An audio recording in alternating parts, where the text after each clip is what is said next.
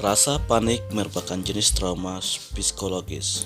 Memang merupakan hal yang sangat wajar terjadi pada seseorang, apalagi panik ketika sedang di dalam kolam renang. Biasanya hal tersebut terjadi pada orang yang memang sudah cukup lama mengalami trauma ketika berenang.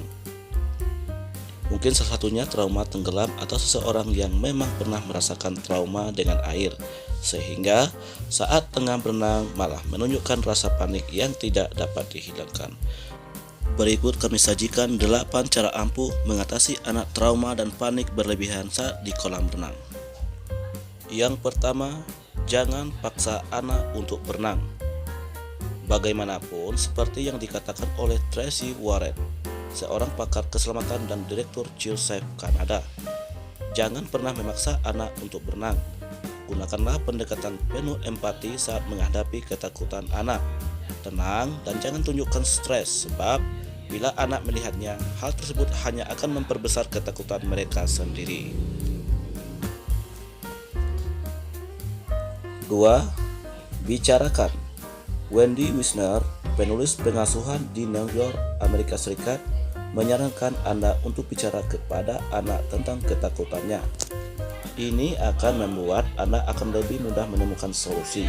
Misalnya, bila mereka takut ada air yang masuk ke hidungnya, maka Anda bisa memberitahu cara menghindarinya. Atau, jangan-jangan apa yang membuat mereka takut adalah ketakutan spesifik seperti ada monster jahat di dalam air. Jika Anda tahu apa yang sedang mereka hadapi, mungkin lebih mudah untuk membantu mereka mengatasi ketakutan mereka dan merasa lebih nyaman di dalam air. Yang ketiga, salah satu cara efektif meredakan ketakutan anak terhadap air adalah dengan selalu memaparkannya. Coba gunakan spons untuk bermain-main dengannya ataupun menggunakan bola. Celupkan spons ke dalam air, lalu peras dan kucurkan ke kepala dan ke seluruh tubuhnya. Yang keempat, berenang secara bertahap. Terbiasa, inilah konsep yang perlu Anda terapkan untuk membuat si kecil nyaman di dalam air. Biarkan ia merendam tubuhnya secara bertahap. Misalnya, diawali dengan mencelupkan kaki, lalu naik sampai ke lutut, pinggang, dada, dan akhirnya ke seluruh tubuh. Buatlah sesi ini menyenangkan dengan membicarakan hal-hal lucu atau cerita tentang berenang. Yang kelima, basah-basahan secara bersama. Anda pun harus turut berendam. Coba semua aktivitas seru yang berkaitan dengan air bersama si kecil untuk menunjukkan bahwa semuanya akan baik-baik saja di dalam air. Yang keenam, temukan kata yang tepat. Menggunakan kata takut untuk menyebutkan perasaannya hanya akan memperbesar ketakutannya dan mengakui kelemahannya. Sebaiknya temukan istilah yang paling tepat untuk menamai apa yang ia rasakan. Misalnya, kamu gugup ya kalau di air. Dengan begitu, mereka akan terbantu untuk memahami sumber permasalahannya.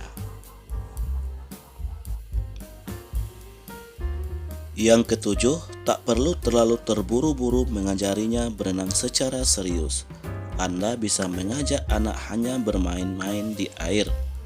Misalnya, bermain menangkap bola atau mengambil objek yang Anda lempar ke dalam kolam.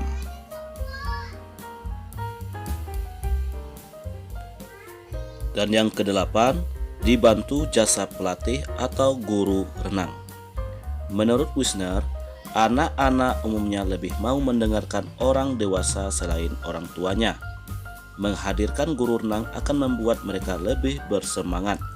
Seorang instruktur renang yang sabar dan baik hati mungkin punya triknya. Ditambah lagi, mereka memiliki banyak pengalaman dengan masalah ini. Sekian dan terima kasih. Jika channel ini memberikan informasi bermanfaat, silakan klik like dan subscribe channel ini dan kirim dan share ke teman-teman Anda.